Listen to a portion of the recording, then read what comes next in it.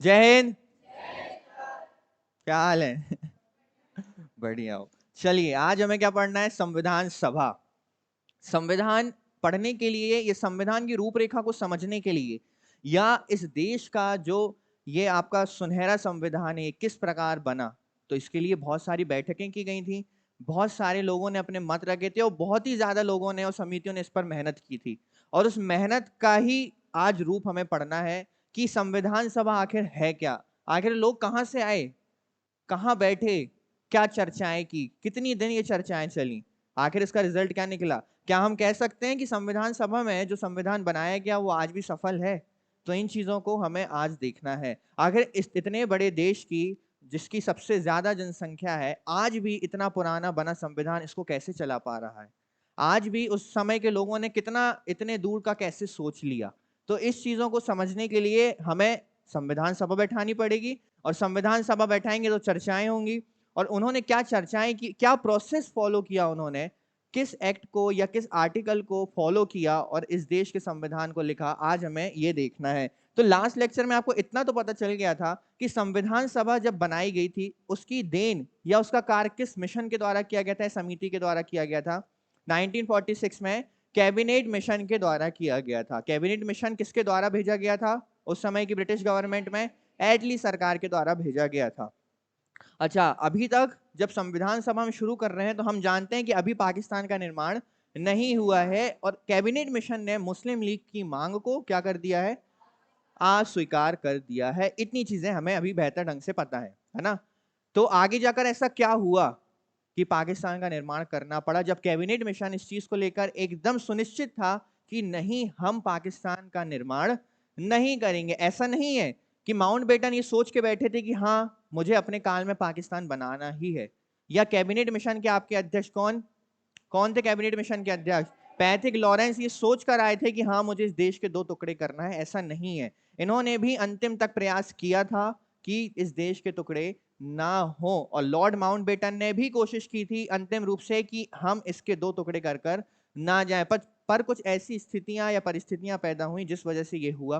तो वो सब चलिए आगे की बात है। पहले हमें क्या करना है? हमने इलेक्शंस करवा दिए थे, हमने अंतरिम सरकार भी बनवा दी थी, सारे मंत्रिमंडल बन चुके थे। अब हमें क्या करना था?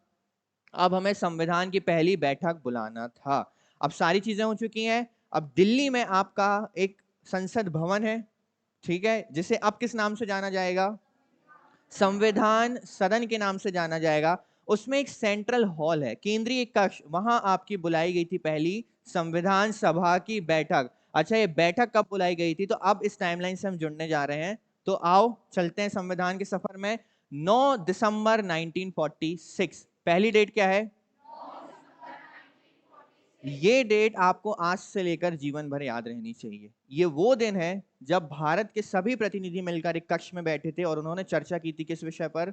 संविधान के विषय पर उन्होंने चर्चा की थी। संविधान सभा की पहली बैठक की अध्यक्षता को लेकर संविधान सभा के सदस्यों और अंग्रेजों के बीच विवाद हुआ था कि वो समझ नहीं पा रहे थे कि किसे अध्यक्ष बनाया जाए। पंडित जवाहरलाल नेहरू व सरदार पटेल इस बात पर अड़े हुए थे कि बैठक की अध्यक्षता कौन करेगा और कौन नहीं करेगा। अतः ये डिसाइड किया गया कि उस समय फ्रांस फ्रांस सभी जानते हैं, फ्रांस देश में क्या चलता था कि जो सबसे वरिष्ठ नेता होता था या वरिष्ठ व्यक्ति होता था उसे क्या बना दिया जाता था? अध्यक्ष बना दिया जाता था। तो इन्होंने सोचा कि अभी चलो, हमें सभा आयोजित करनी है, तो एटलीस्ट अभी इस प्रोसेस को शुरू किया जाए। और हम क्या करते हैं? एक अध्यक्ष चुनते हैं। किस आधार पर? वरिष्ठता के आधार पर। और वरिष्ठता के आधार पर ही आपके पहली बैठक के पहले अस्थायी अध्यक्ष चुने गए थे। अब सुनना, अस्थायी का मतलब ये परमानेंट नहीं रहे, इसका मतलब ये बदलेंगे और आगे जाकर कोई और अध्यक्ष बनेगा, ठीक है। अगर आपसे पूछा जाए संविधान सभा के पहले अध्यक्ष, तो वो होंगे आपके सच्चिदानंद सिन्हा। अगर आपसे पूछा जाए संविधान सभा के पहले अस्थायी अध्यक्ष, तो वो होंगे सच्चिदानंद सिन्हा। यदि आपसे पूछा जाए संविधान सभा के पहले स्थायी सदस्य, तो वो होंगे आपके राजेंद्र प्रसाद। वो हम आगे देखते हैं। सबसे पहले प्रथम बैठक करवाते हैं। अब प्रथम बैठक कराने से पहले मैं आपको कुछ चीजें बता देता हूं। अभी एक वर्ष पहले एमपीपीएससी ने प्रीलिम्स में एक सवाल पूछा था कि उद्देश्य प्रस्ताव संविधान की किस बैठक में प्रस्तुत किया गया था? ठीक है, और सभी पुस्तकों में या आप कितनी भी डिटेल्ड में चले जाइए आपको इसका आंसर मिलेगा तीसरी बैठक, जो कि आपकी आयोजित की गई थी 13 दिसंबर 1946 में। पर पीएससी ने इसका आंसर माना पांचवी बैठक, जो कि गलत नहीं है, ये एकदम सही है, क्योंकि पहली बैठक जब आपकी हुई थी कब? 9 दिसंबर को, तो दूसरी बैठक हुई थी 10 को, तीसरी, चौथी और पांचवी। पर एक्चुअल में क्या था कि ये जो दो बैठकें हैं आपकी 10 और 12, इसमें कोई भी इस प्रकार का कार्य या कोई भी ऐसी महत्वपूर्ण बात नहीं की गई थी जिस वजह से इन्हें पढ़ा जाए। तो होता यह है कि 9 दिसंबर को पहली बैठक, 11 दिसंबर को दूसरी बैठक और 13 दिसंबर को तीसरी महत्वपूर्ण बैठक समझा जाता है और माना जाता है। पर पीएससी ने साफ तौर पर माना कि उद्देश्य प्रस्ताव आपका पांचवी बैठक में प्रस्तुत किया गया था। तो ये चीज मैं आपको पहले क्लियर कर देना चाहता हूं, क्योंकि हम पढ़ेंगे पहली महत्वपूर्ण बैठक, दूसरी महत्वपूर्ण बैठक और तीसरी महत्वपूर्ण बैठक। पर अगर टाइमलाइन में देखा जाए तो ये आपकी पहली है, ये आपकी दूसरी है, ये तीसरी, ये चौथी और ये पांचवी। इसका मतलब ये है कि 9 तारीख से लेकर 13 तारीख तक रेगुलर डेली संविधान सभा की बैठकें बुलाई गई थी, पर हम पढ़ेंगे केवल महत्वपूर्ण बैठकें। तो आप समझ जाना, मैं पहली बोलूं वो तो मैं महत्वपूर्ण की बात कर रहा हूं, मैं दूसरी बोलूं तो मैं दूसरी महत्वपूर्ण बैठक की बात कर रहा हूं। क्लियर है ये चीज? चलो, पहली महत्वपूर्ण बैठक, अभी मैंने आपको बताया, चलो बैठक बुलाने से पहले सबसे पहले आपको क्या करना पड़ेगा? एक अध्यक्ष चुनना पड़ेगा। तो अध्यक्ष फ्रांस को कॉपी करते हुए किसे अस्थायी अध्यक्ष बनाया गया? सच्चिदानंद सिन्हा। संविधान सभा की पहली बैठक कब हुई है? 9 दिसंबर 1946। ये डेट आपको याद हो जानी चाहिए। नई दिल्ली के कॉन्स्टिट्यूशन हॉल, जिसे अब संसद भवन के केंद्रीय कक्ष के नाम से जाना जाता है। इस बैठक में संविधान सभा के सदस्यों में से, देखो क्या लिखा है ये, वरिष्ठता के आधार पर डॉक्टर सच्चिदानंद सिन्हा को संविधान सभा का अस्थायी, स्थायी नहीं, अस्थायी अध्यक्ष चुना गया। इस बैठक में 211 सदस्यों ने भाग लिया, जिसमें 208 कांग्रेस तथा 3 अन्य सदस्य थे। अच्छा, किसने भाग नहीं लिया? मुस्लिम लीग ने अब इस संविधान सभा का बहिष्कार करना शुरू कर दिया, क्योंकि अब वो इस चीज में बिल्कुल डट चुके थे कि अब बहुत हो गया। देखो, हमने अंतरिम सरकार का भाग बनकर भी देख लिया, पर हमें इस संविधान सभा का हिस्सा नहीं बनना, क्योंकि हमें क्या चाहिए? अलग से हमारा एक देश चाहिए। आप हमें पाकिस्तान बनाकर दे दीजिए, हम वहां पर अपनी स्वयं की अलग से संविधान सभा का निर्माण करेंगे। संविधान सभा की पहली बैठक में 10 महिलाओं ने भाग लिया। अब देखो, भाग लिया कितनी महिलाओं ने? 10। पर पहले चुनाव जो हुए तो उसमें महिलाएं कितनी चुनकर आई थी? 15। स्वतंत्र पाकिस्तान की मांग को लेकर इस बैठक का मुस्लिम लीग ने विरोध किया और इसका बहिष्कार किया। जब मुस्लिम लीग ने संविधान सभा की बैठक में भाग नहीं लिया तथा इसका बहिष्कार किया, तब ब्रिटेन में विपक्षी नेता विंस्टन चर्चिल ने यह कथन कहा कि संविधान सभा की बैठक देखकर ऐसा लग रहा है जैसे किसी का विवाह है और उसकी दुल्हन ही गायब है। मुस्लिम लीग दुल्हन थी हमारी, और दुल्हन गायब थी, रूठी हुई थी हमसे, क्योंकि जो दुल्हन है उसे क्या चाहिए था? अलग देश चाहिए था। तो भारत ने उस समय इस दुल्हन के साथ डिवोर्स कर लिया। ठीक है ना? अभी इतनी प्रॉब्लम कर रही तो आगे भी प्रॉब्लम करती। अच्छा, मैं आपको आगे बताऊंगा ये चीज बहुत अच्छे तरीके से कि क्यों ये डिवीजन किया गया, है ना? आज हम बोलते हैं कि उनकी गलती थी, उस समय के राजनेताओं की, क्यों ये डिवीजन किया उन्होंने। पर मैं आपको कारण बताऊंगा तो आपको समझ में आएगा कि अगर ये डिवीजन नहीं हुआ होता तो आज हम गृह युद्ध की स्थिति में जूझ रहे होते, है ना? आगे देखते हैं। इसके बाद ये थी प्रथम बैठक। फिर संविधान सभा की पहली बैठक में 211 सदस्यों ने भाग लिया। पहली बैठक में सदस्य संख्या कम होने के दो प्रमुख कारण, एक कारण तो अभी आपको पता चल गया, मुस्लिम लीग ने इसका क्या किया है? बहिष्कार किया है। दूसरा कारण यह था कि 9 दिसंबर 1946 में आयोजित की गई थी तथा अब तक जो देसी रियासतें थी उन्होंने ये डिसाइड नहीं किया था कि वो मुस्लिम लीग के साथ रहना चाह के एक अलग देश चाहते हैं, क्या वो भारत के साथ जुड़ना चाहते हैं, और क्या वो दोनों के साथ नहीं जुड़ना चाहते और क्या रहना चाहते हैं? स्वतंत्र रहना चाहते हैं। तो इस चीज को लेकर वो अभी डाउटफुल थे, जिस वजह से रियासतों के जो सदस्य हैं या प्रतिनिधि हैं उन्होंने भी इस सभा का क्या किया? बहिष्कार या सम्मिलित नहीं हुए। तो पहली बैठक आपकी कब हुई है? 9 दिसंबर। इसके अध्यक्ष कौन बनाए गए हैं? सच्चिदानंद पहली बैठक में संविधान सभा में आपके कोई भी उपाध्यक्ष नहीं बनाए गए, कोई भी उपाध्यक्ष नहीं है, ठीक है। किसने विरोध किया या बहिष्कार किया इस बैठक का? क्योंकि मुस्लिम लीग किसकी मांग कर रहा है? अलग देश की मांग कर रहा है। और दूसरा कारण था सदस्य संख्या कम होने का, देशी रियासतों का कंफ्यूजन में होना कि जुड़े या नहीं जुड़े, ठीक है, ठीक है। पाकिस्तान में यह स्वतंत्र रहना चाहे, इसलिए देशी रियासतों में आने वाले 93 सदस्य भी इसमें शामिल नहीं हुए, जिस वजह से 243 सदस्य बचे। इसके अलावा अन्य बहुत से कारण थे जिसके कारण संविधान सभा की पहली बैठक में सदस्य संख्या कम थी। विजय लक्ष्मी पंडित संयुक्त राष्ट्र महासभा की बैठक में भाग लेने के लिए अमेरिका गई हुई थी। प्रसन्न देव रिकूट का निधन हो गया था जबकि वे संविधान सभा में चुने गए थे। ऐसे बहुत से सदस्य हैं और सबके अपने अपने कारण है ना। किसी ने खाना नहीं खाया था तो खाना खाने में लगे थे, कोई कहीं घूमने गए थे, किसी की बीवी रूठी हुई थी तो उनके साथ बैठे हुए थे, अपने अपने कारण है, संविधान सभा में नहीं पहुंचे। पर जिन्हें देश की चिंता थी वो बिल्कुल सारे काम निपटाकर कहां पहुंच चुके थे? संविधान सभा में पहुंच चुके थे। आज भी आप देखते हो ना, जब सदन में कोई कार्रवाई होती है या कोई विपक्षी दल उससे खुश नहीं होता है तो पूरा बॉयकॉट कर देते हैं, उठकर चले जाते हैं, या सब डिसाइड करते हैं कि आज के जो सत्र में जो अधिवेशन होने वाला उस पर हम बैठेंगे नहीं। तो ये आज भी होता है, ये तब भी होता था। इसके बाद दूसरी महत्वपूर्ण बैठक, तो पहली बैठक में ज्यादा कुछ नहीं है, आपको सिर्फ इतना याद रखना है कि इसमें 211 सदस्यों ने क्या किया? पार्टिसिपेशन किया। इसकी डेट क्या है जब ये बुलाई गई? 9 दिसंबर 1946। इसमें एक अस्थायी अध्यक्ष चुने गए जिनका नाम है सच्चिदानंद सिन्हा। और इसमें सदस्य संख्या कम होने के दो कारण थे, पहला मुस्लिम लीग का बहिष्कार किया जाना और दूसरा, अब होती है दूसरी बैठक। अब दूसरी बैठक में कुछ काम होते हैं। अब दूसरी बैठक में आपके चुन लिए जाएंगे स्थायी अध्यक्ष, और स्थायी अध्यक्ष के रूप में किसे चुना जाएगा? अच्छा, दूसरी महत्वपूर्ण बैठक, ठीक है, दूसरी महत्वपूर्ण बैठक हम पढ़ रहे हैं 11 दिसंबर 1946। ये आपकी दूसरी महत्वपूर्ण बैठक है। आपके अध्यक्ष कौन चुन लिए जाते हैं? डॉक्टर राजेंद्र प्रसाद। स्थायी या अस्थायी?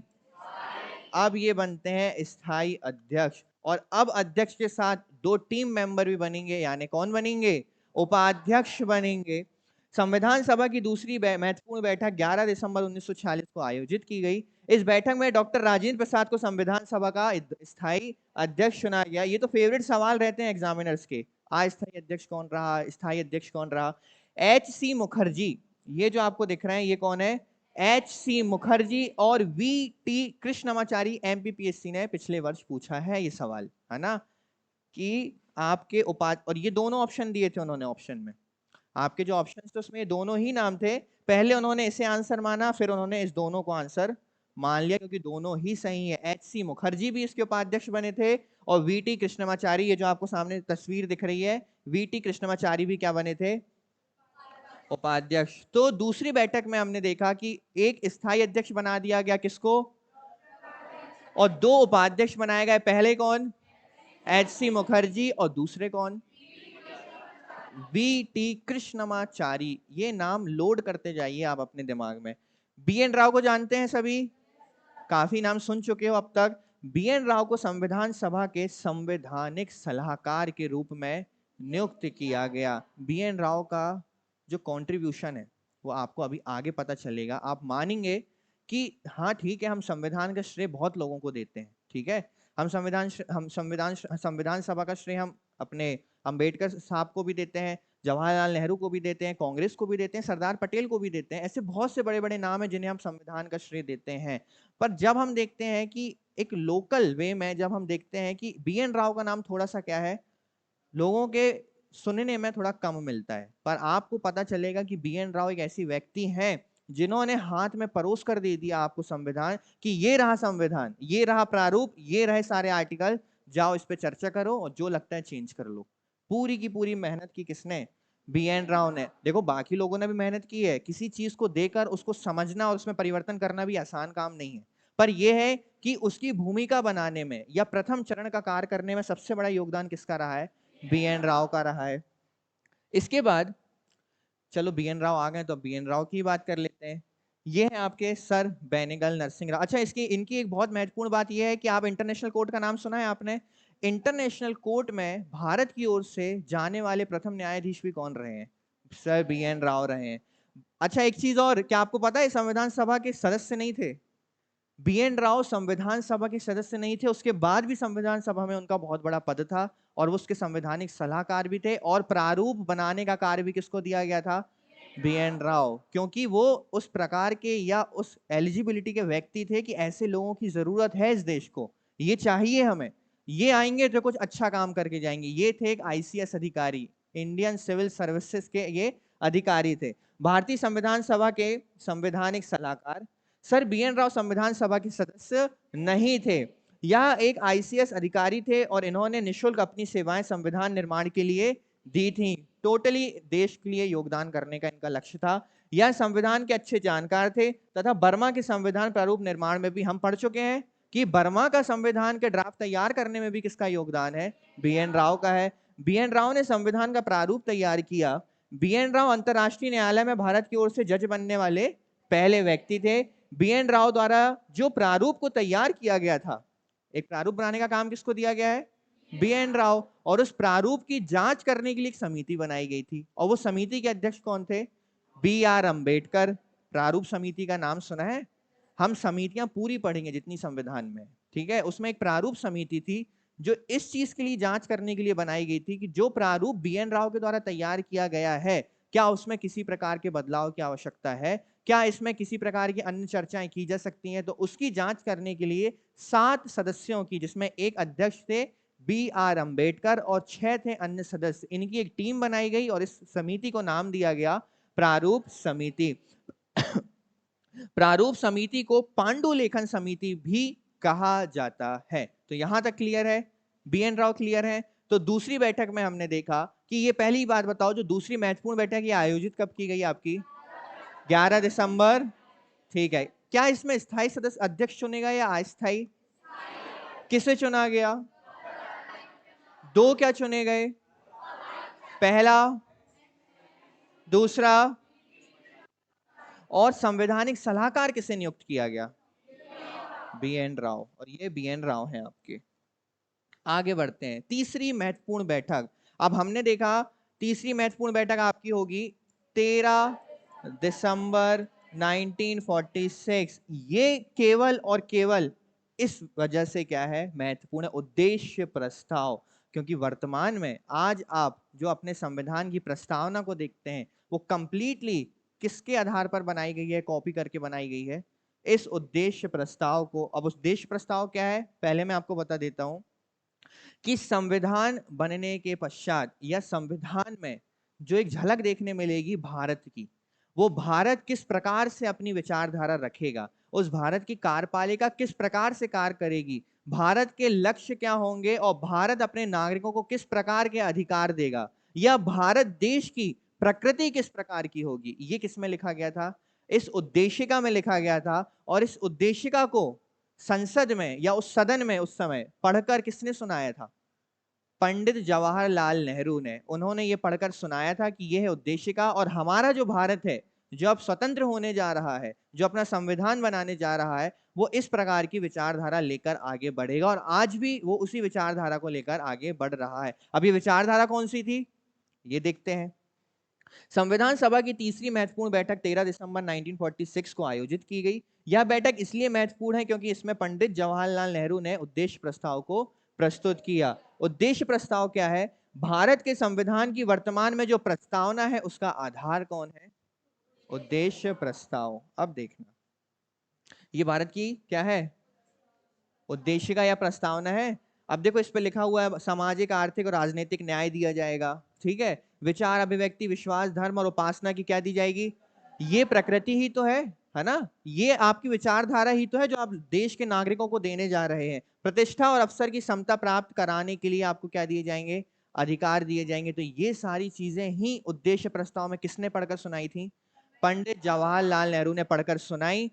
और इसके बाद आगे चलकर इसे संविधान में ऐड कर लिया गया और क्या बोला गया? संविधान की प्रस्तावना। अच्छा, उद्देश्य प्रस्ताव में क्या था?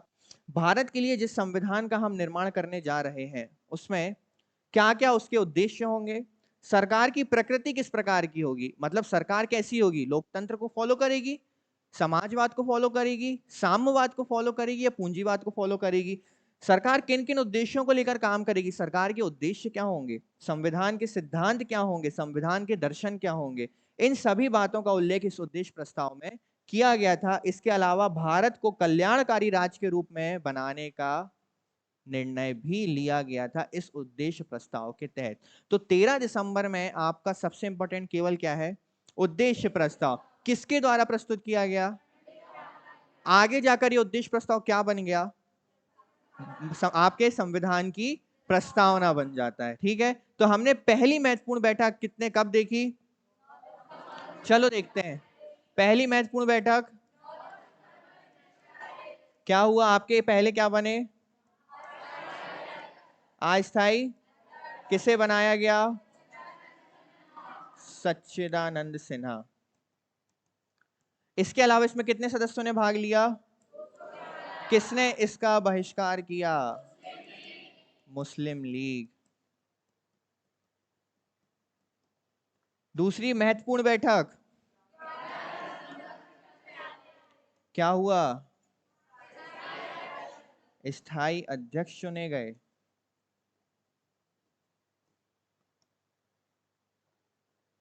किसे? डॉक्टर राजेंद्र प्रसाद। और दो क्या चुने गए आपके उपाध्यक्ष? पहले HC मुखर्जी और दूसरे VT कृष्णमाचारी। तो ये दूसरी महत्वपूर्ण बैठक थी। तीसरी महत्वपूर्ण बैठक क्या प्रस्तुत किया गया? किसके द्वारा? आगे जाकर ये क्या बना और इसमें किस चीज का उल्लेख किया गया था?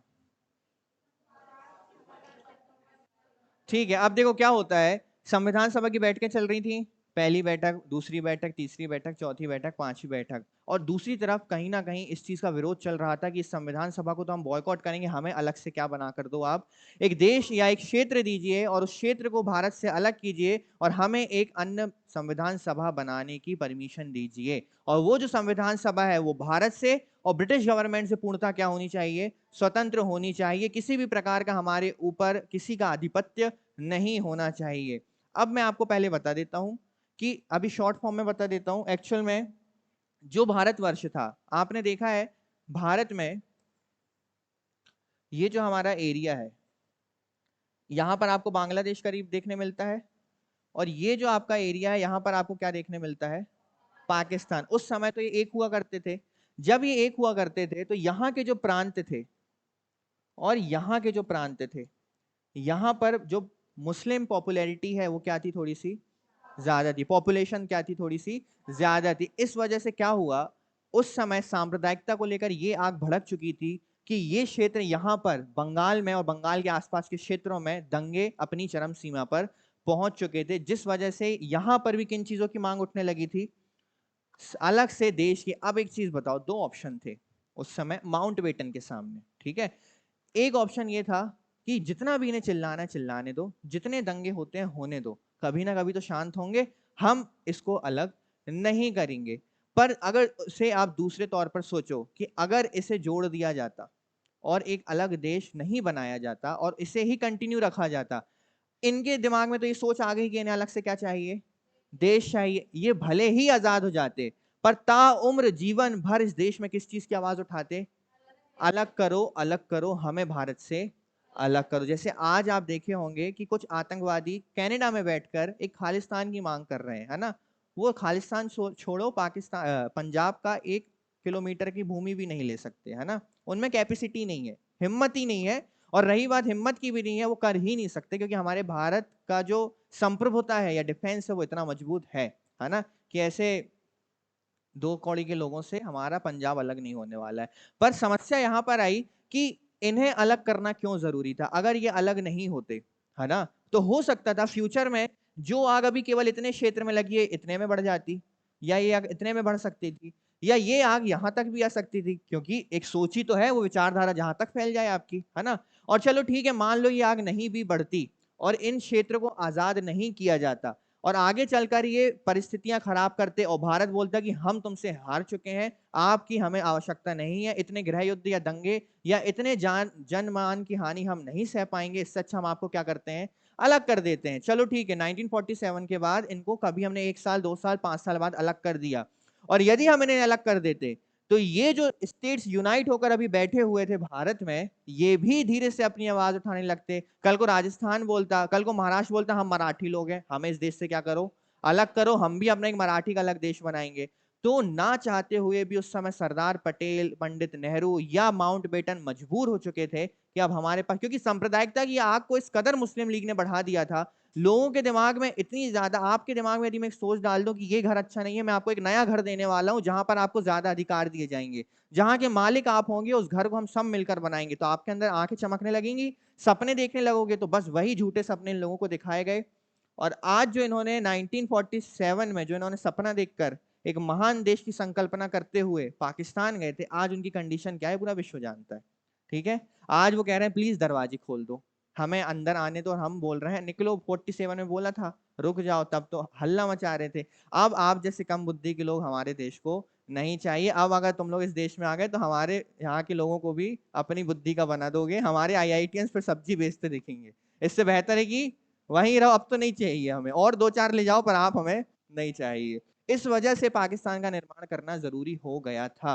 अच्छा, अब 2 चीजें होती हैं 1947 में, एक होती है माउंटबेटन योजना और दूसरा आता है आपका भारतीय स्वतंत्रता अधिनियम 1947। ठीक है, अब ये दो एक ऐसे एक्ट हैं जो मुझे आपको डिटेल में पढ़ाने पड़ेंगे, क्योंकि इसमें बहुत सारे मेजर पॉइंट्स हैं, की पॉइंट्स हैं, तो ये तो मैं आपको डिटेल में पढ़ाऊंगा।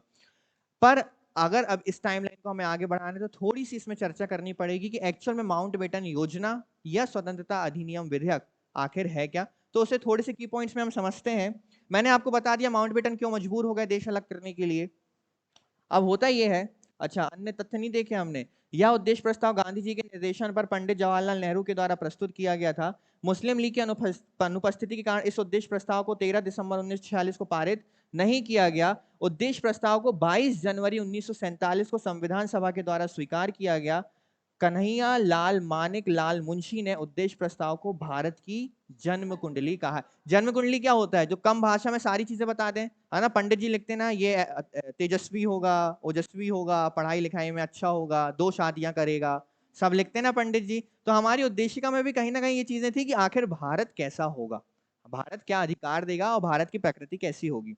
कब, ये डेट आप याद रखेंगे, उद्देश्य प्रस्ताव को कब एक्सेप्ट किया गया है, 22 जनवरी 1947, ये डेट आप याद रखेंगे। चलो, माउंटबेटन योजना ध्यान से समझना।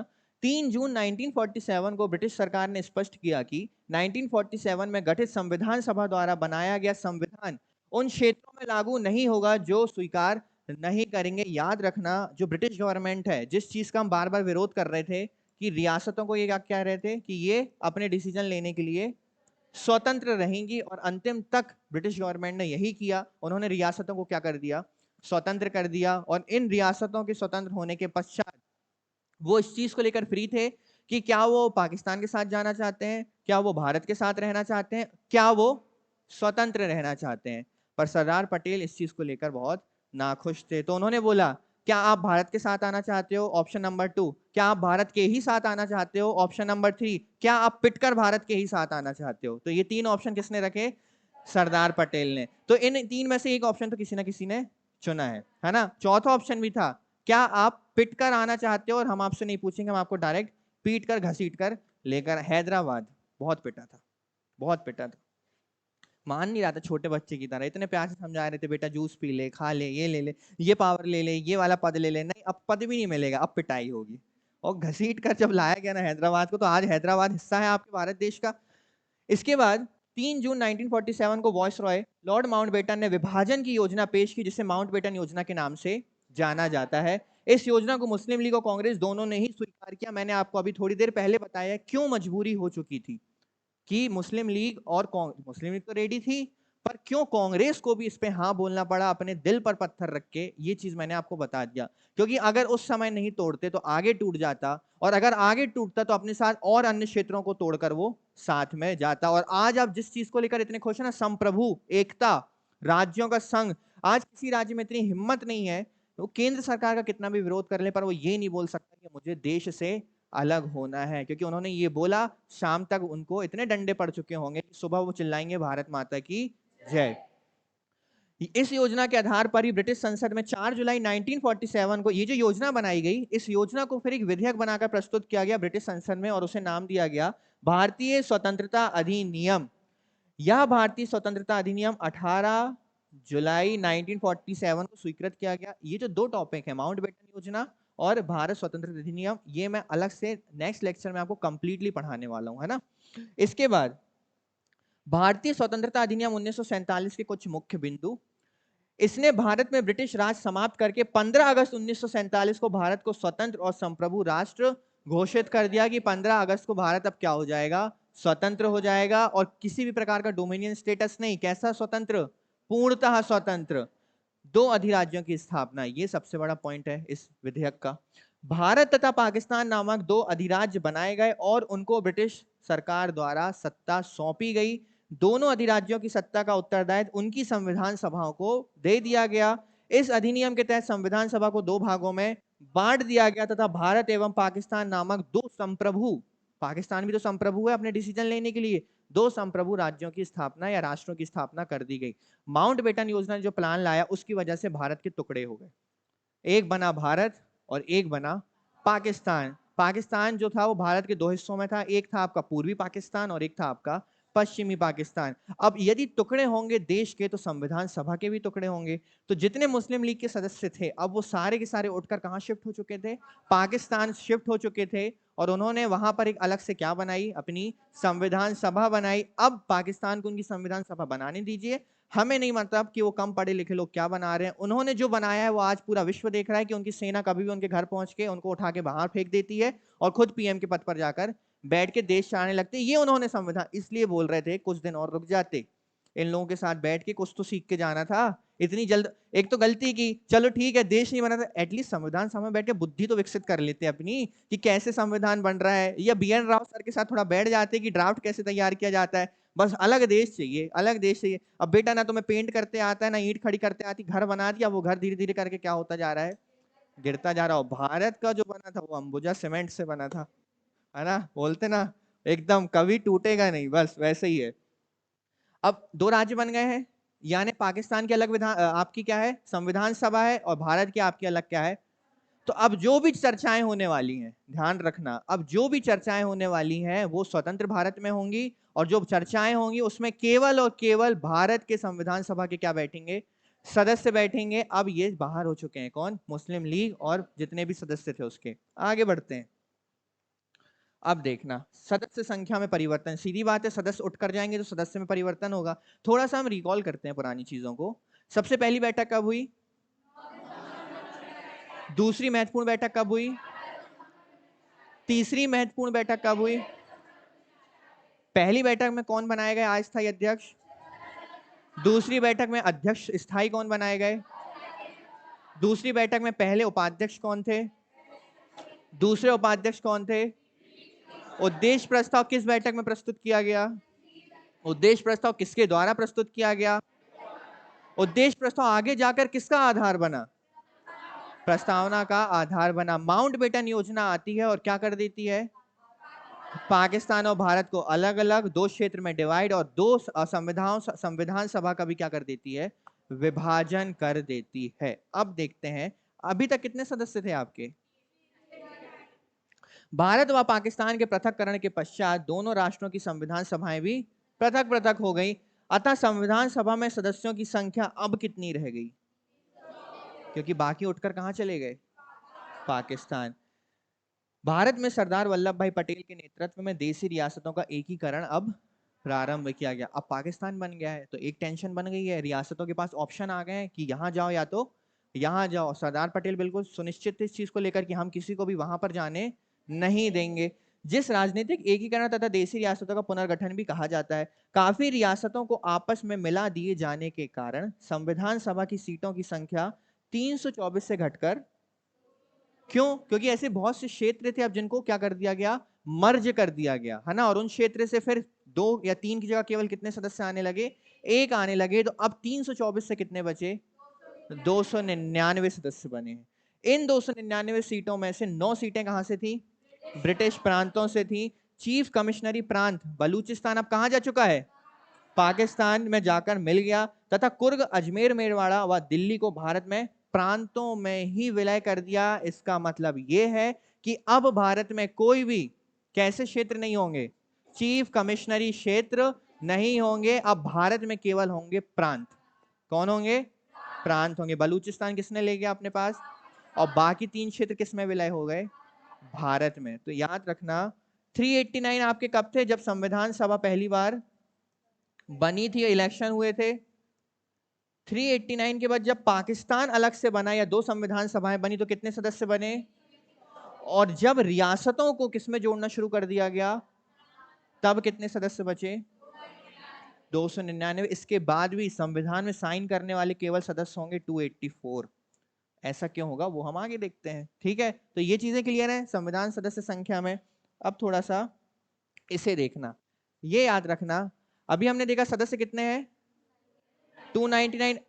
क्लियर है 299 कैसे बचे हैं, पहले 389, फिर 324 और अब 299। 299 में से 9 सीटें कहां से आई थी, ब्रिटिश प्रांतों से डायरेक्ट। तो अब बची कितनी सीटें, अब ये 229 सीटों पर इलेक्शंस हुए, और 70 सीटें कहां से आई थी आपकी, रियासतों से। अब आपको याद क्या रखना है मैं बता देता हूं। आपको याद रखनी है ये नाम और ये नाम। क्यों याद रखना है, वहां कौन सा प्रांत है जहां से सर्वाधिक सीटें या जहां से संविधान सभा के सर्वाधिक सदस्य चुनकर आए थे, क्या नाम है, संयुक्त प्रांत। कितने सदस्य, 55 सदस्य। वह कौन सी रियासत है जहां से संविधान सभा के सर्वाधिक सदस्य आए थे, मैसूर रियासत। कितने, 7 सदस्य। दूसरे नंबर पे कौन है, त्रावणकोर। कितने, 6। ये चीज याद रख सकते हो। ये केवल आपको रीड करना है, बट ये आपको याद रखना है। सबसे ज्यादा सदस्य कहां से आए हैं, यदि आपसे सवाल पूछा जाए कि संविधान सभा में सर्वाधिक सदस्य भेजने वाला प्रांत कौन सा है, कितने सदस्य भेजे, संविधान सभा में सर्वाधिक सदस्य भेजने वाली रियासत कौन सी है, कितने सदस्य भेजे, क्लियर है, ठीक। स्वतंत्र भारत का पहला मंत्रिमंडल, पाकिस्तान अलग हो गया तो अब उसके सदस्य मुस्लिम लीग के कुछ मंत्री बने थे, वो भी कहां चले गए।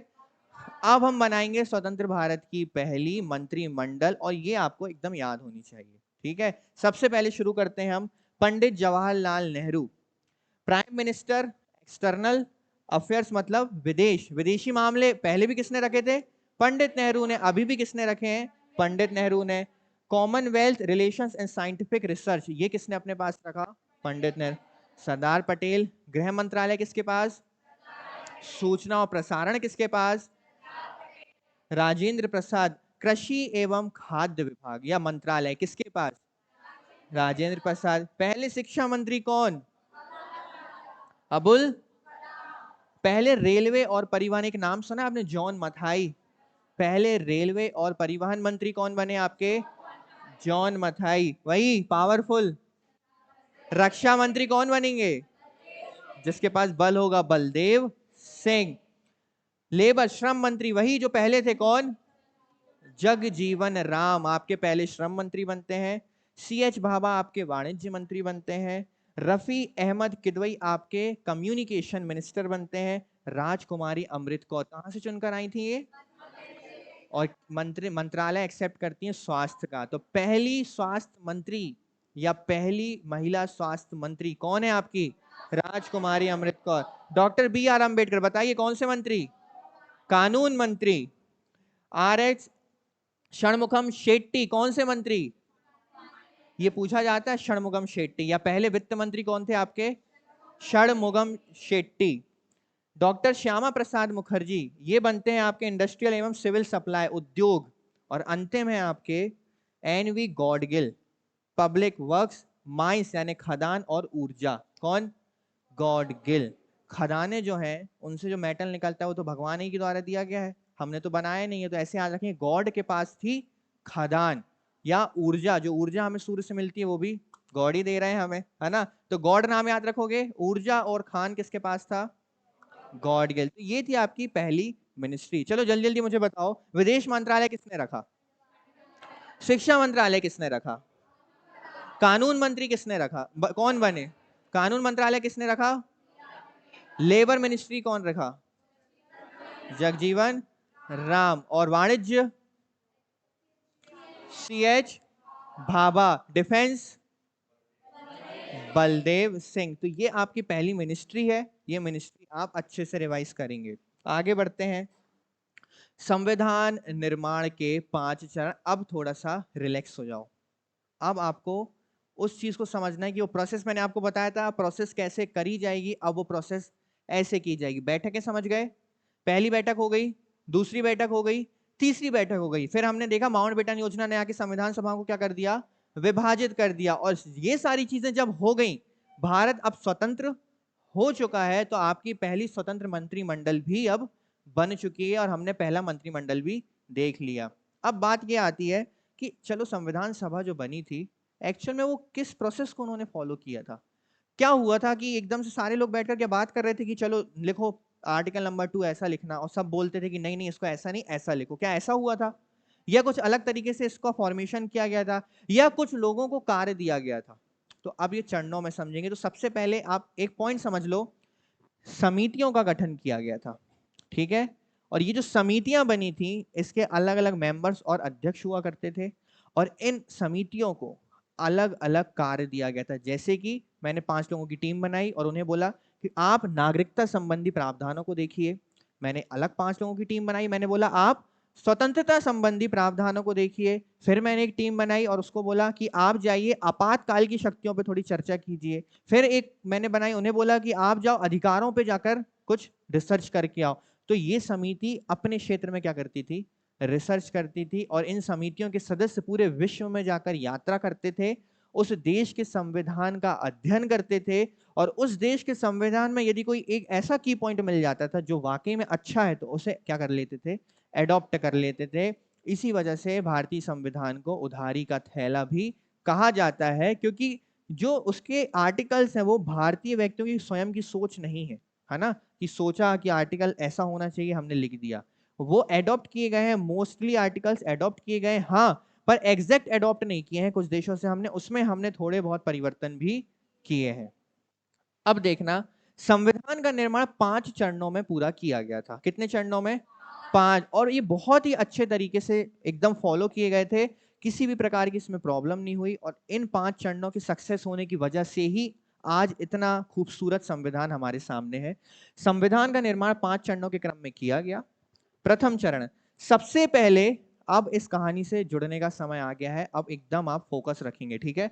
सबसे पहले संविधान के निर्माण के लिए संविधान सभा की समितियों का निर्माण। देखो, आपने लोगों को बुला लिया, लोग चुन गए, पाकिस्तान अलग हो चुका है, अब यहां कोई विरोध करने वाला नहीं बैठा है, अब सभी को मिलकर संविधान बनाना है। अब हम क्या करते हैं, इतने लोगों में से अब क्या बनाना शुरू करते हैं, समितियां बनाना शुरू करते हैं।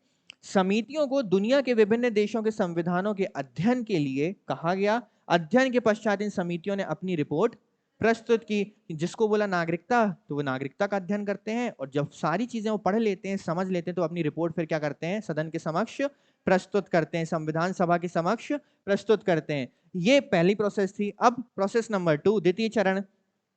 इसके अंतर्गत सभी समितियों की रिपोर्ट संविधान सभा के सलाहकार कौन है, तो मैं जो आपसे बार बार कह रहा हूं ना, BN राव ने सारी चीजें बनाकर हाथ में सौंपी हैं। अब आप उस चीज को समझेंगे। कौन थे इसके सलाहकार, BN राव। इन्होंने रिपोर्ट का अध्ययन किया, इन रिपोर्ट में संशोधन तथा टिप्पणी के साथ उन्हें प्रस्तुत किया। इन्होंने अपनी रिपोर्ट में संविधान का प्रारूप जो क्या होना चाहिए वो सुनिश्चित किया, तथा यह निश्चित किया कि संविधान में अनुच्छेदों की संख्या 243 और 13 अनुसूचियां होनी चाहिए। इन्होंने भागों की संख्या नहीं बतलाई और अपनी रिपोर्ट को किसके पास भेज दिया। देखो, इतनी सारी समितियां बनी, सबने अलग अलग क्षेत्र में जाकर अलग अलग आर्टिकल या अलग अलग भागों के बारे में चर्चा की और देश के अध्ययन किए सभी संविधानों के। फिर सभी ने अपनी रिपोर्टें बनाई होंगी और उस रिपोर्ट को एक व्यक्ति के पास भेज दिया। किसके पास?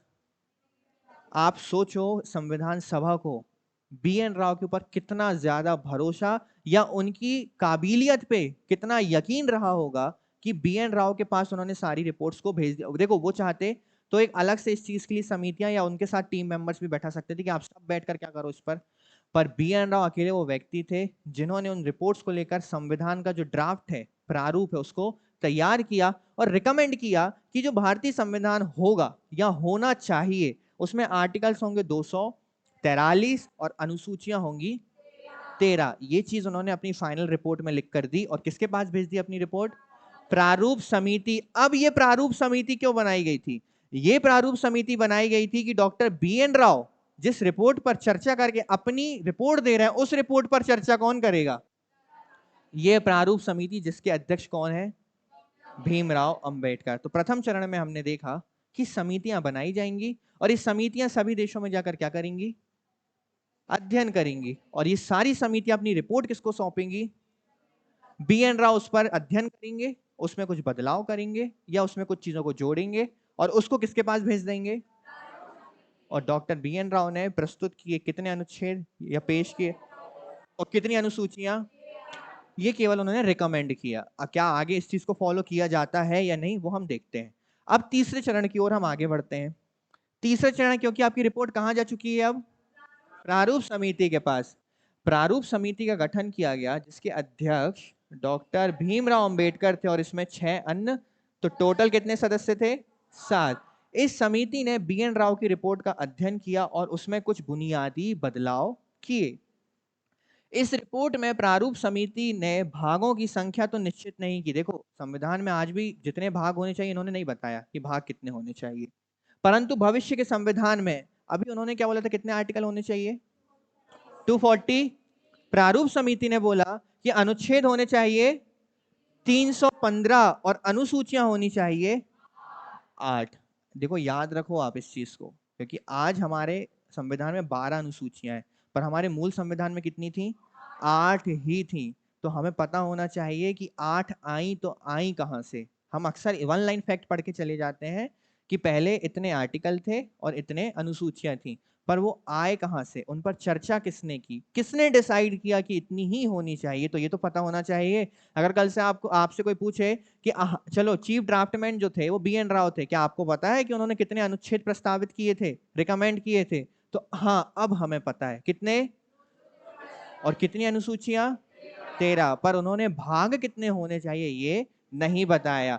ये चीज प्रारूप समिति ने भी नहीं बताई, पर प्रारूप समिति ने क्या बोला, कितने अनुच्छेद होने चाहिए और कितने भाग होने कितने अनुसूचियां होनी चाहिए? 8 अनुसूचियां होनी चाहिए। समझ में आ रहा है? वो संविधान सभा बनी है, ये संविधान सभा है, समितियां डिवाइड हो गई, सबके सब किसके पास है रिपोर्ट लेके? और BN राव ने अपनी रिपोर्ट किसको दे दी? किसको? प्रारूप समिति को। बिल्कुल सही। प्रारूप समिति ने अपनी रिपोर्ट किसके समक्ष प्रस्तुत कर दी? संविधान सभा के समक्ष प्रस्तुत की।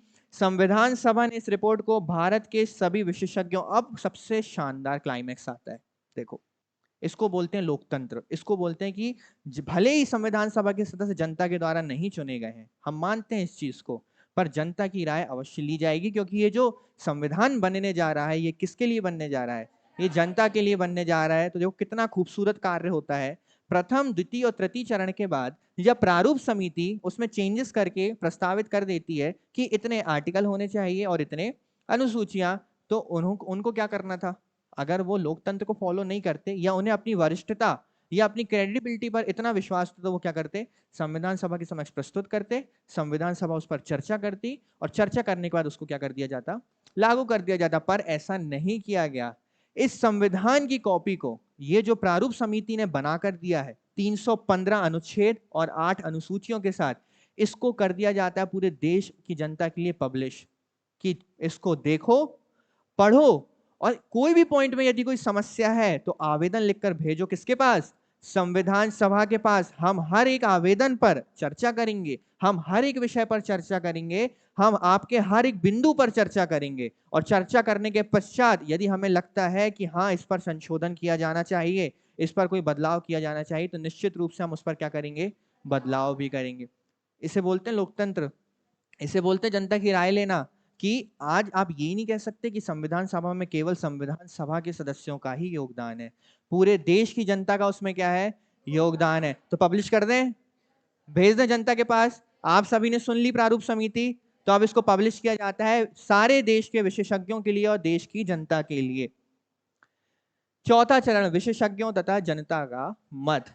इसके अंतर्गत भारतीय लोगों को इस प्रारूप पर चर्चा करने और संशोधनों का प्रस्ताव देने के लिए कितने माह का, 8 माह का। ऐसा भी नहीं कि जल्दी करो।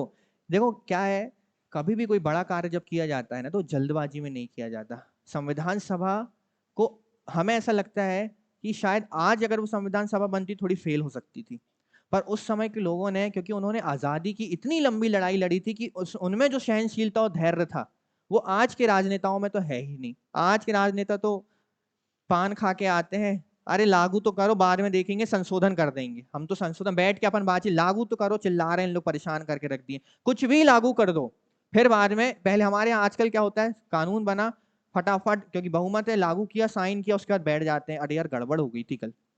वो वाला पॉइंट उसमें नहीं होना था। कल से आंदोलन शुरू हो जाएगा, आंदोलन शुरू हो जाता है, फिर गवर्नमेंट अपने आप को डिफेंड करने में लग जाती है कि नहीं नहीं नहीं नहीं, वो ऐसा नहीं है, वो ऐसा है।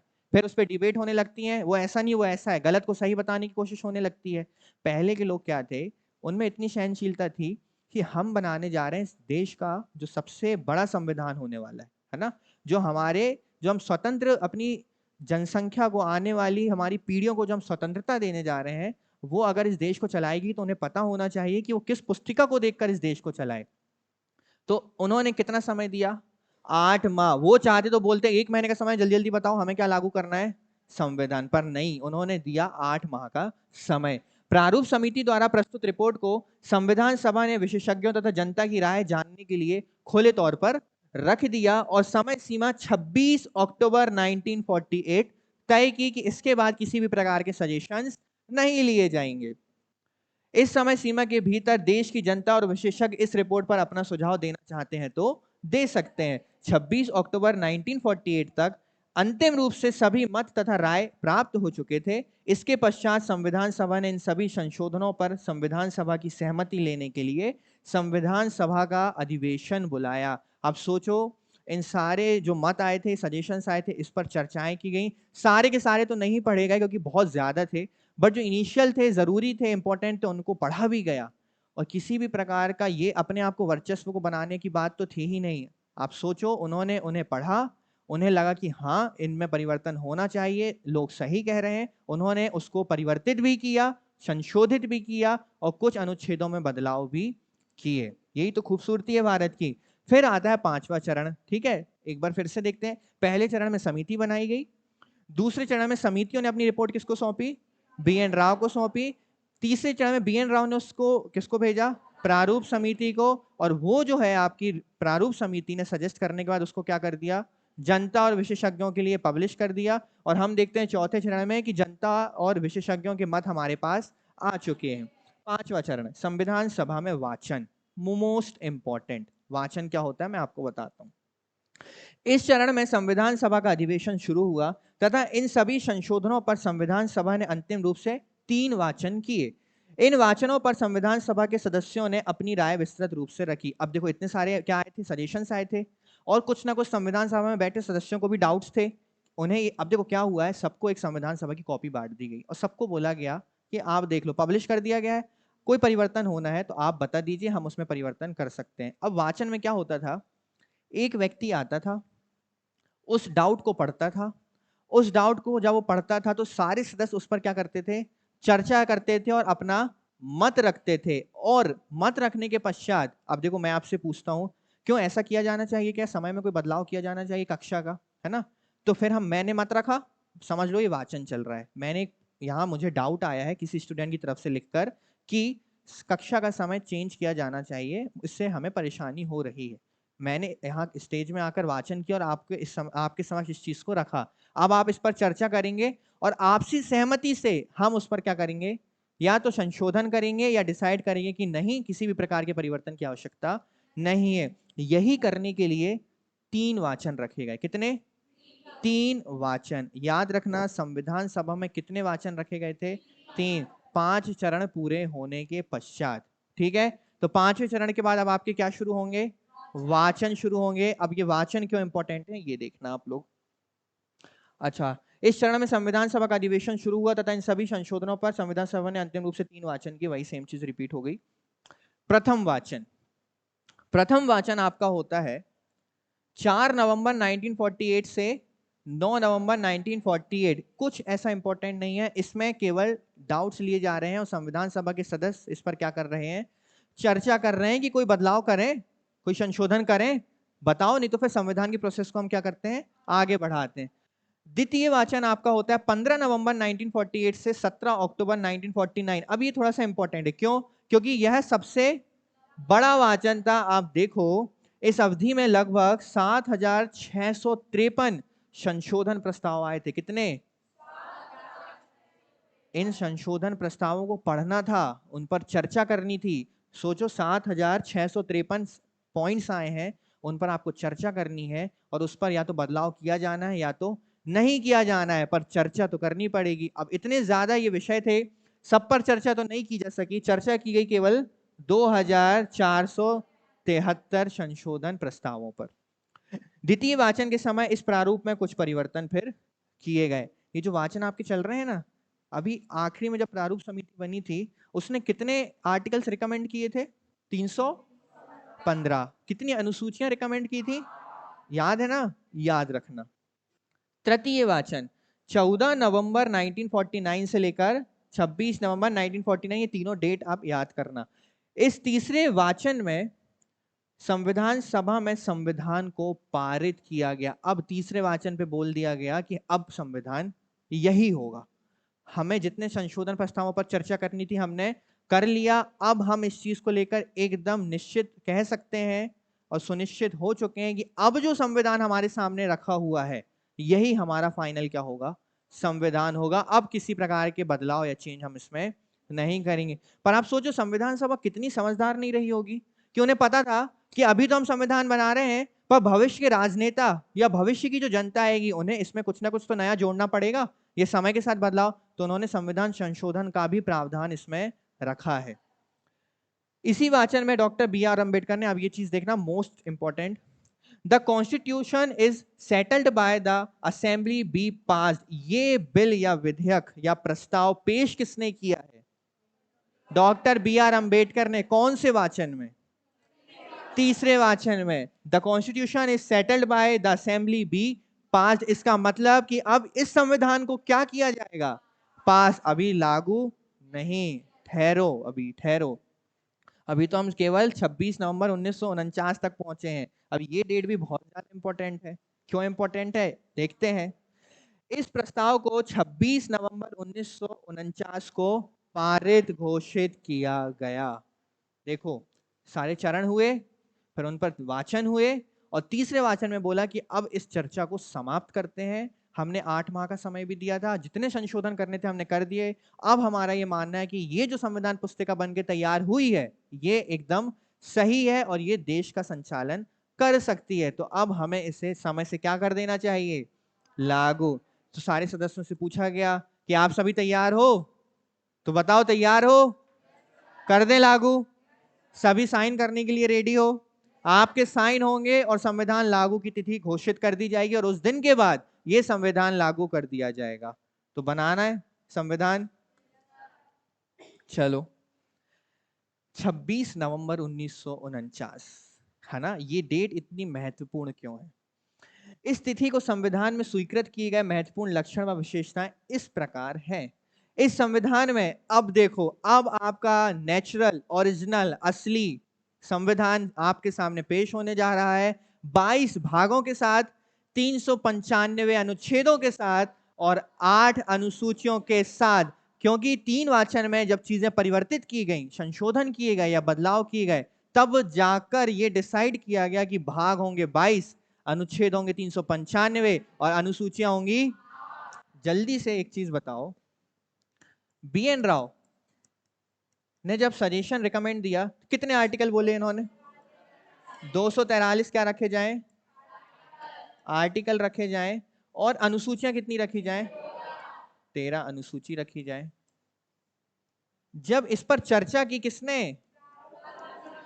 प्रारूप समिति ने जब इस पर चर्चा की तो उन्होंने बोला कि कुछ चेंजेस करते हैं। कितने? 315 आर्टिकल रखे जाएं और अनुसूचियां कितनी? 8 अनुसूचियां रखी जाएं। बिल्कुल ठीक है। चलिए, अब प्रारूप समिति के पश्चात जब 3 क्या किए गए? 3 वाचन किए गए, तब संविधान सभा इस बात पर सहमत होती है कि अब जो हमारा संविधान हम लागू करने जा रहे हैं इसमें आपके होंगे कितने भाग? 22 भाग। अच्छा, हमने इसमें भाग इसलिए नहीं लिखे क्योंकि इन दोनों ने ही नहीं बताया था कि भाग कितने होने चाहिए। 22 भाग, 300 आर्टिकल्स और अनुसूचियां 8 अनुसूचियां। और यही तो हमारा वास्तविक संविधान बनता है, यही बनता है ना। तो कैसे बना? 3 वाचनों के बाद, इतनी चर्चा करने के बाद, इतने संशोधन करने के पश्चात बना। ठीक है, अब देखना, डॉक्टर BR अंबेडकर के द्वारा जो प्रारूप तैयार किया गया था उसमें संविधान सभा में परिवर्तन किए गए थे, इसलिए तो ये चेंजेस हुआ, क्योंकि प्रारूप समिति की चीजों को एग्जैक्ट अडॉप्ट नहीं किया गया। संविधान सभा में उपस्थित कुल 200। अब एक चीज है, जब 299 सदस्य थे, 299, तो 284 ने क्यों साइन किए? वो इसलिए क्योंकि जिस दिन 26 नवंबर 1949 को संविधान को हाँ बोलने के पश्चात उसमें साइन किए जा रहे थे, तब सदन में केवल कितने सदस्य मौजूद थे आपके?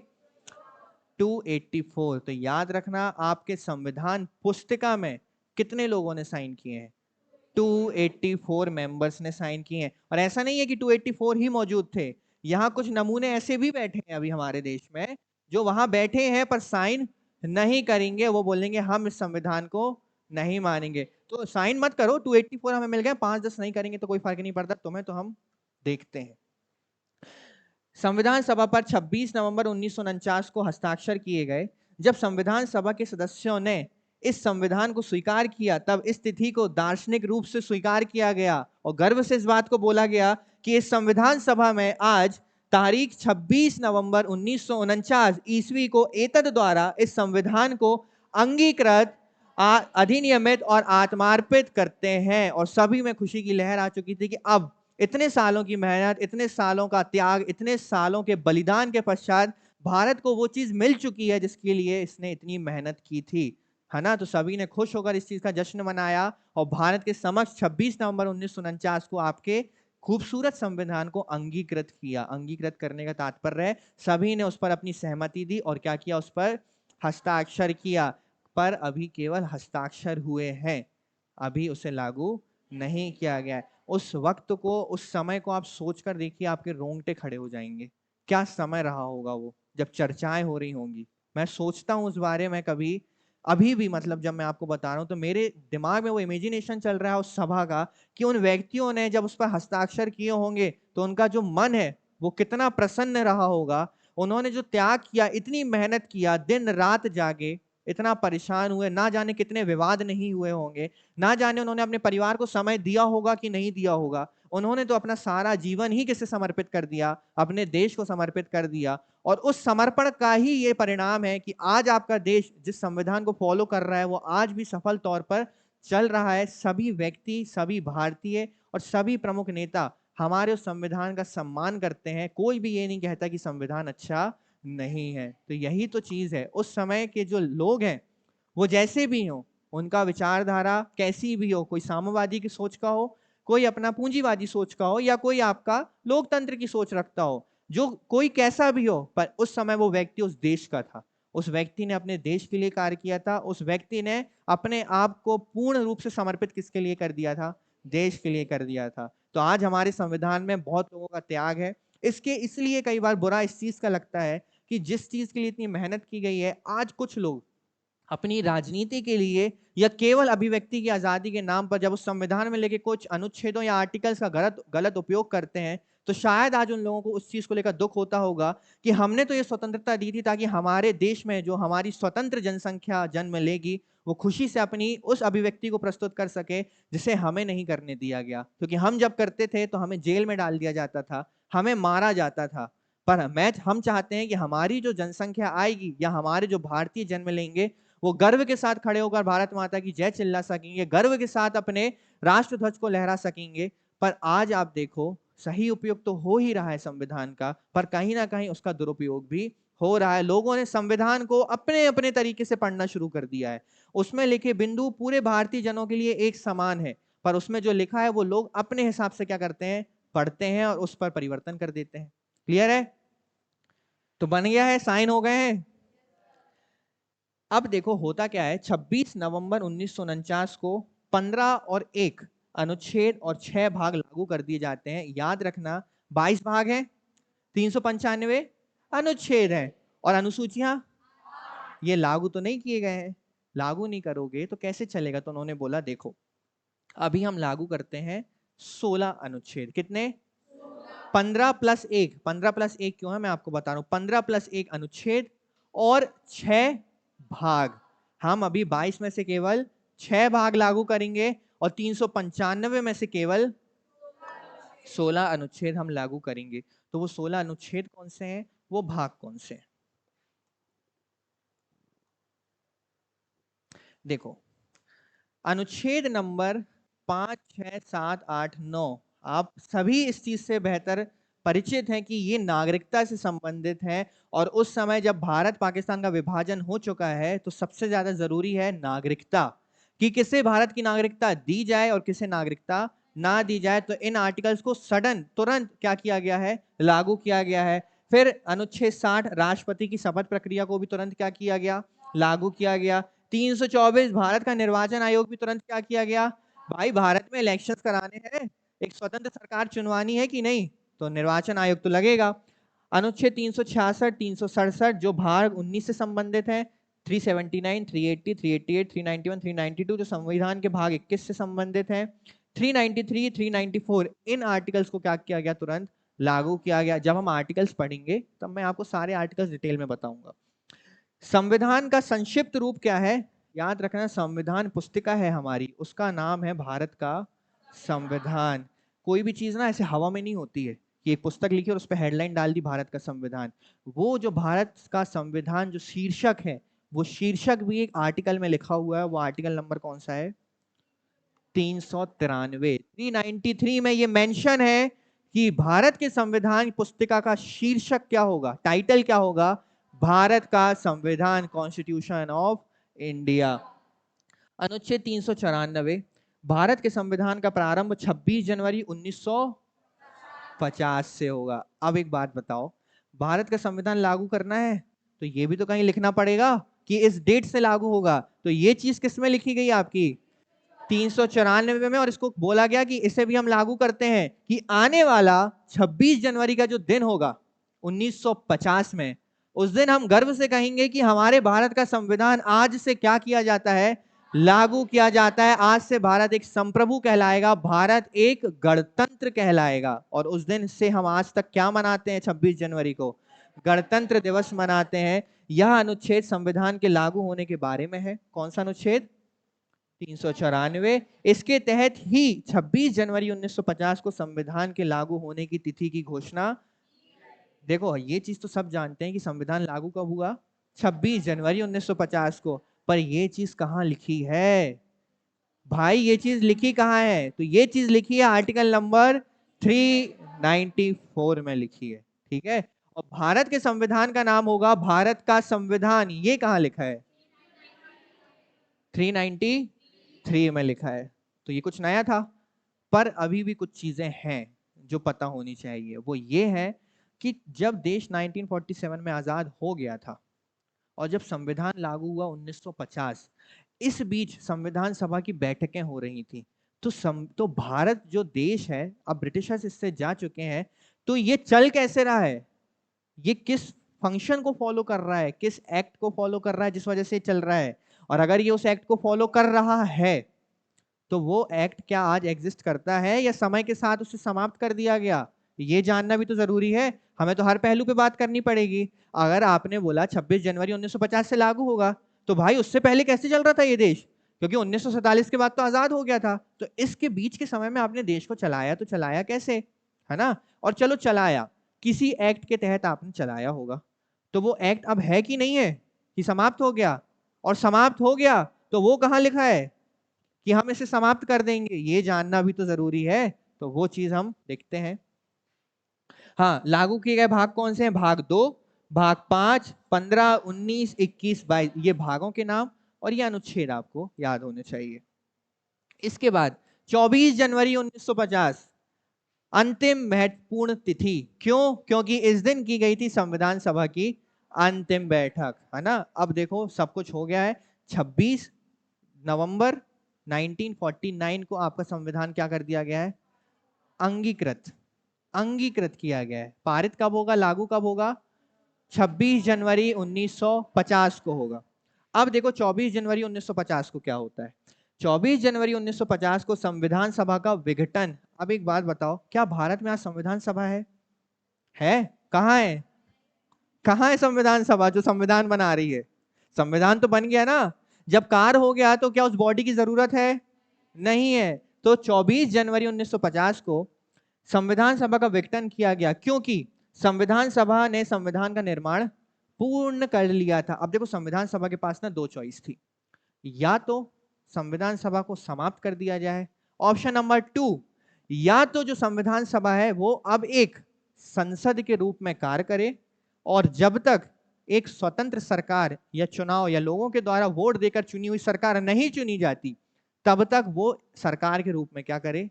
कार्य करे। क्योंकि 1951-52 तक तो आपकी सरकार बनी ही नहीं थी, स्वतंत्र सरकार, है ना? तो उसके पहले भी तो देश को चलाना था। तो ये डिसाइड किया जाता है कि हम संविधान सभा को विघटित करते हैं और कन्वर्ट कर देते हैं किसमें? संसद में कन्वर्ट कर देते हैं। 24 जनवरी 1950 को संविधान सभा को समाप्त करने के बजाय उसे संविधान सभा के रूप में भंग करके भारत की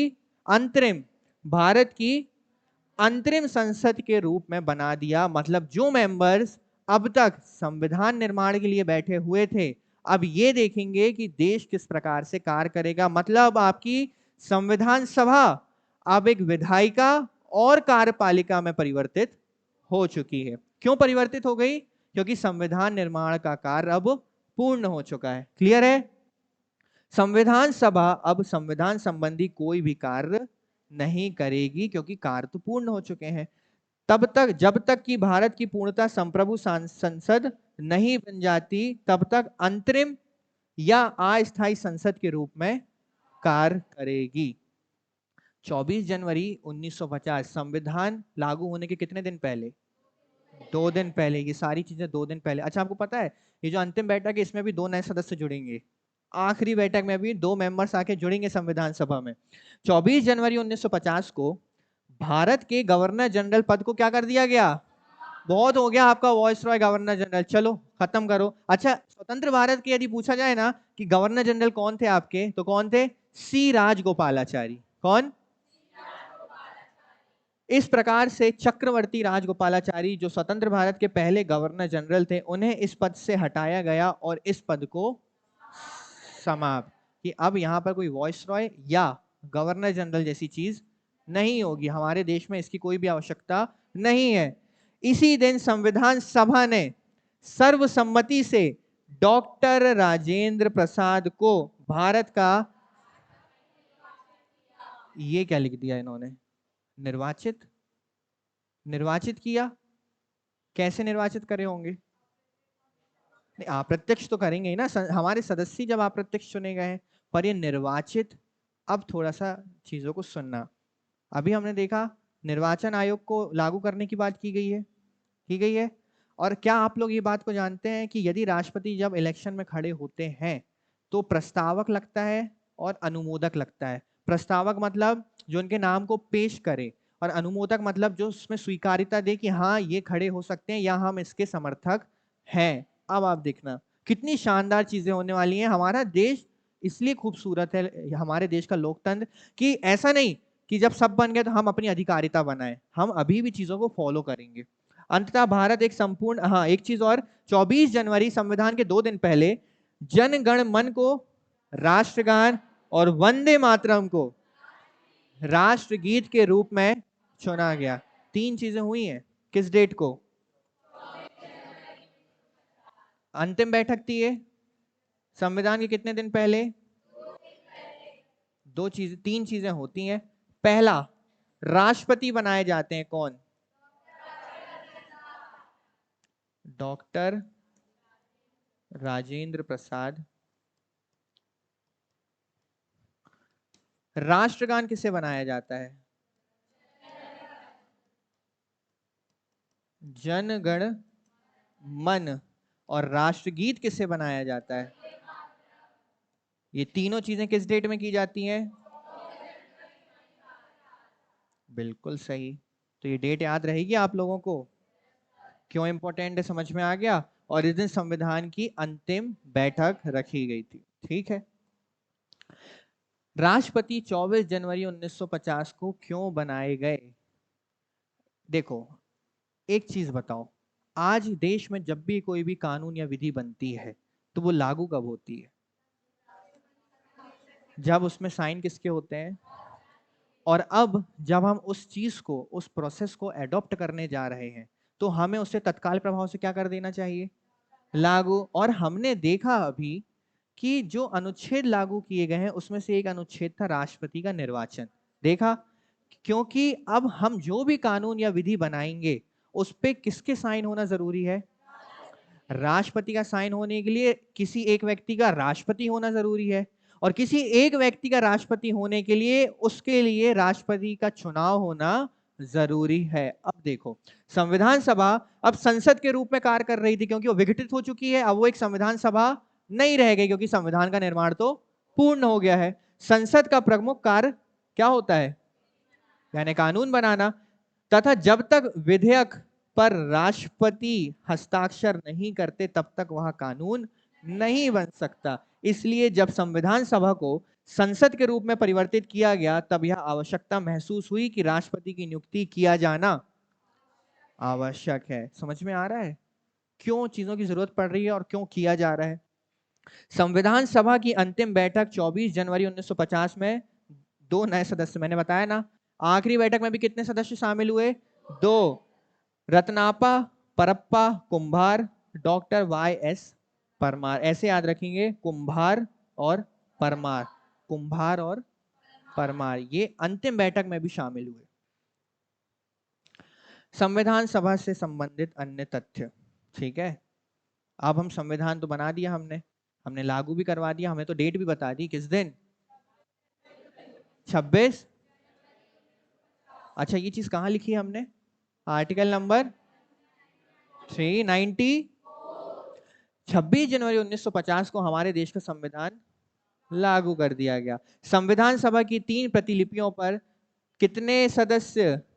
284 सदस्यों द्वारा हस्ताक्षर किए गए थे।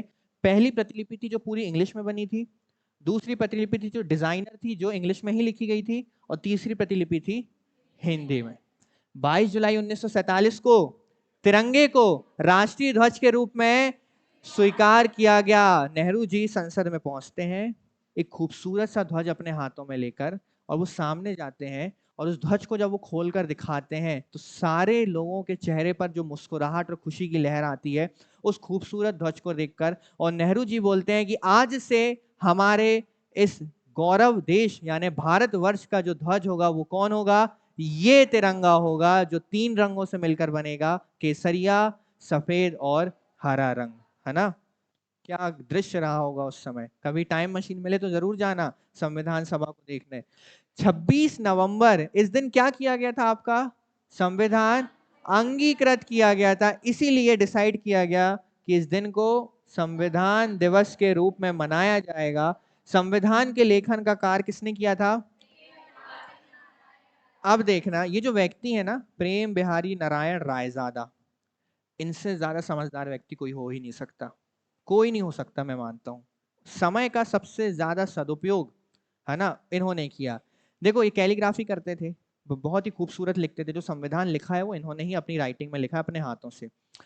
अब इन्हें इनवाइट किया गया ये कार्य करने के लिए, तो इन्होंने बोला मेहनत तो बहुत लगने वाली है, इतना खूबसूरत संविधान है, मेहनत तो वाकई में बहुत लगी उसे लिखने में।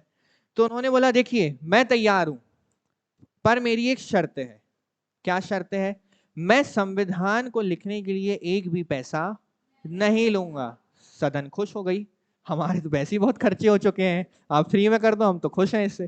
पर मेरी एक कंडीशन है, मैं पैसे नहीं लूंगा, पर मैं संविधान के हर एक पन्ने में, हर एक पेज के नीचे अपने नाम को मेंशन करूंगा। और उन्होंने किया भी। ये एक एग्जाम्पल है, ये क्या लिखा हुआ है? प्रेम। उन्होंने संविधान की हर पन्ने के नीचे अपने नाम को जिंदगी भर के लिए क्या कर दिया? अमर कर दिया, प्रेम लिखकर। तो उन्होंने तो, आप एक बार बताओ, आज संविधान की पुस्तक कोई भी पलटेगा तो उसमें एक छाप किसकी है? इससे बड़ा अचीवमेंट हो ही नहीं सकता। ये तो आज अगर खुद अंबानी भी चाहे कि मैं आपको अपनी सारी जायदाद देता हूं, दुनिया का सबसे रईस व्यक्ति भी चाहे कि मेरा नाम एक पन्ने में बस लिख दो, मैं अपनी पूरी प्रॉपर्टी, तो भी वो नहीं हो सकता। और इन्होंने तो फ्री में ही वो काम कर दिया, है ना? मेहनत भी की खैर इन्होंने। संविधान की जो मुहर थी, एक मुहर होती है देश की, मुहर जो पहले राजा महाराजाओं की होती थी, वो था हाथी का प्रतीक। ये है वो मुहर, ये हाथी दिख रहा है, ये हमारा संयुक्त भारत, खूबसूरत भारत। तो ये वो मुहर थी जो लगाई जाती थी, कॉन्स्टिट्यूशन असेंबली इंडिया, ये मुहर थी। तो अगर पूछा जाए कि संविधान सभा की मुहर क्या थी, तो हाथी, हाथी की मुहर या हाथी का प्रतीक। संविधान सभा की सजावट का कार्य नंदलाल बोस के द्वारा किया गया था। उसमें जो महाभारत के खूबसूरत चित्र बने हैं, रामायण के खूबसूरत चित्र बने हैं, कुछ महावीरों के उसमें चित्र बने हैं। भारत के राष्ट्रपति का भी चुनाव द्वारा चयन किया गया। हमने देखा ना, अभी निर्वाचन किया गया, अब देखना है निर्वाचन कैसे हुआ।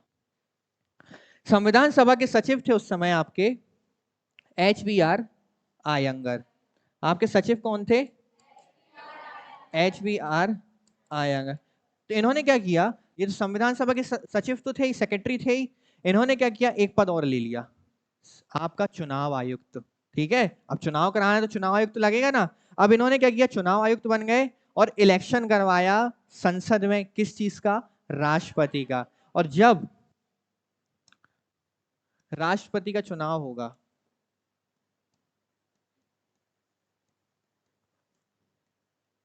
तो आपके HBR आयंगर क्या बनेंगे?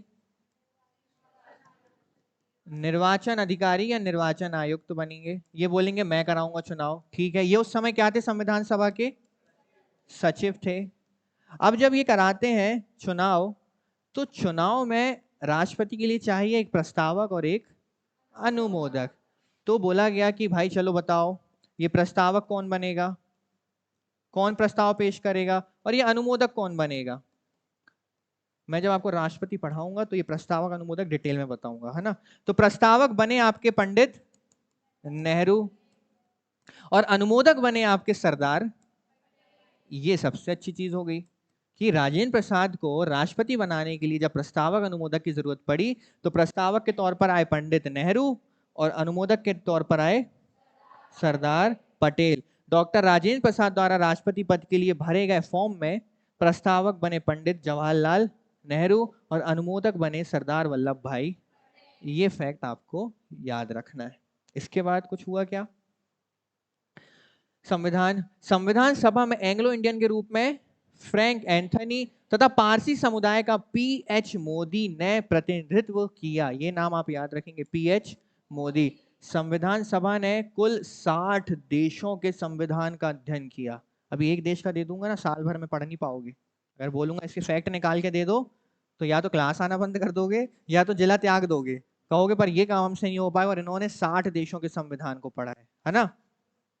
एकमात्र रियासत जिसके प्रतिनिधि सदस्य संविधान सभा में सम्मिलित नहीं हुए, ये बहुत पिटाई होने वाली है, पर्याप्त पिटाई होने वाली है। और फिर कहां आ जाएगा? हैदराबाद, भारत में। वो ऑपरेशन का नाम पता है? ऑपरेशन।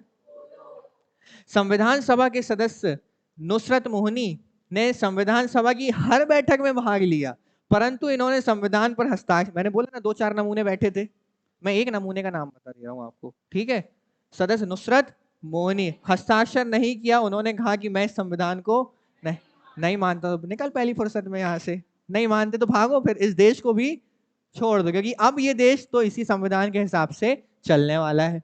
संविधान सभा के पहले उपाध्यक्ष एस.सी. मुखर्जी। संविधान निर्माण में लगा समय, इतनी सारी जो बैठकें हुई, 2 वर्ष। ये फैक्ट आपने कई जगह पढ़ा होगा। संविधान निर्माण पर किया गया कुल व्यय, आज के समय में करोड़ों होता है, उस समय का 64 लाख रुपए। संविधान सभा के कुल कितने अधिवेशन हुए? 12 अधिवेशन। ये अधिवेशन याद रखेंगे।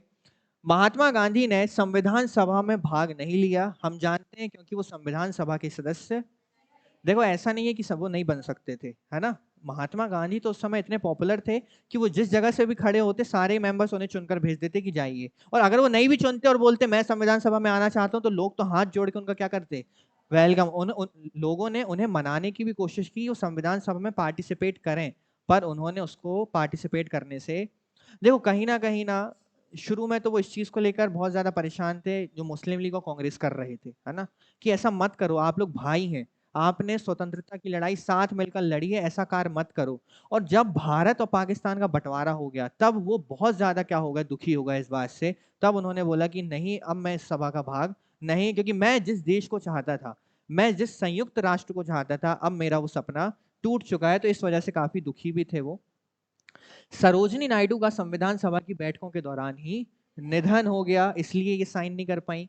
संविधान सभा के सदस्यों का चुनाव सार्वभौमिक मताधिकार के आधार पर नहीं किया गया। सार्वभौमिक मताधिकार की सभी लोगों को मत देने का अधिकार दिया। यह प्रांतीय विधानसभा के सदस्यों द्वारा किया गया था। हमें पता है जो प्रांत के सदस्य थे उन्होंने ही तो चुनकर भेजा था।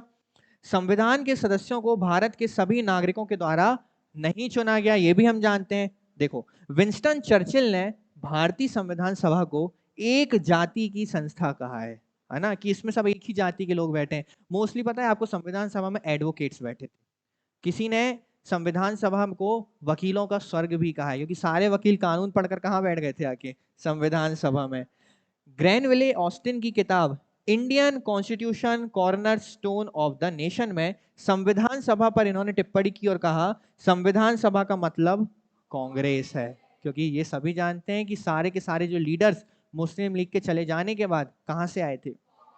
अच्छा, आपको पता है जब पहली बार संविधान सभा के जो इलेक्शंस हुए थे उसमें डॉक्टर B.R. अम्बेडकर इलेक्शन हार गए थे। फिर उनकी सीट को बदला गया और वहां से उन्हें जितवाकर लाया गया, क्योंकि संविधान सभा को ये पता था कि ये जो व्यक्ति है ना, ये चाहिए हमें, ऐसे व्यक्ति हमें चाहिए, ये संविधान के निर्माण में बहुत सहायक बन सकते हैं। और वो बने भी आगे जाके। हम संविधान में जब आगे बढ़ेंगे तो हम डॉक्टर B.R. अम्बेडकर को अलग से पढ़ेंगे। इसके बाद अनुच्छेद 394, इसमें लिखा हुआ है कि 16 अनुच्छेद जो लागू हुए हैं, है ना, 16 अनुच्छेद लागू हुए हैं आपके, बाकी कब लागू होंगे? 26 जनवरी 1950 के बाद। वह 26 नवंबर 1949 से लागू होंगे। आप देखो, मैंने आपको बोला था ना 15 + 1, तो ये जो एक है ना, वो ये एक है। क्यों? क्योंकि इसमें लिखा था कि वो 15 तब तक लागू नहीं होंगे जब तक ये एक लागू नहीं होगा, क्योंकि इसमें लिखा हुआ है कि 16 अनुच्छेद 26 नवंबर 1949 से लागू हो। यानी देखो, एक 15 अनुच्छेद सिलेक्ट किए गए और बोला गया कि 26 जनवरी 1950 तक केवल ये 15 अनुच्छेद लागू रहेंगे। अच्छा, ये 15 अनुच्छेद लागू रहेंगे तो ये लागू होंगे, इसको भी तो किसी अनुच्छेद में लिखना पड़ेगा, तो इसको लिख दिया उन्होंने 394 में। और 394 को अगर लागू कर रहे हैं, अस्तित्व में लाना है, यानी 15 अनुच्छेदों को यदि लागू करना है तो सबसे पहले किसको अस्तित्व में लाना पड़ेगा?